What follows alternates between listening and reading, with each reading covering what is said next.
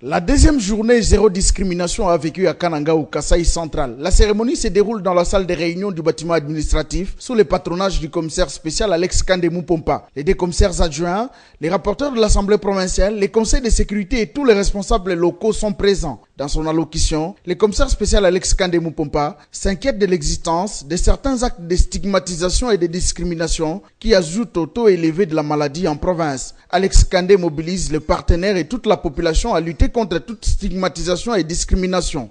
Je voudrais donc saisir cette opportunité pour interpeller chacun de nous à s'ouvrir, à tendre la main et à rejoindre nos efforts pour lutter ensemble contre la discrimination et la stigmatisation des personnes vivant avec le VIH ainsi que les personnes affectées, car l'avenir des fils et des filles de notre chère et belle province est sérieusement menacé.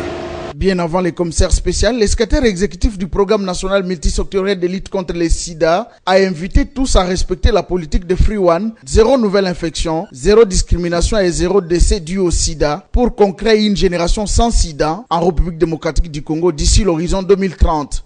Des citoyens de toutes les régions de la planète s'unissent pour célébrer la diversité et rejeter la discrimination sous toutes ses formes. Votre présence ce jour constitue une expression forte de votre adhésion aux efforts de toutes les nations du monde et de tout notre peuple de s'aligner comme un seul homme pour la promotion d'un environnement favorable à la lutte contre le VIH-Sida et aux personnes vivant avec le VIH ainsi que les personnes affectées.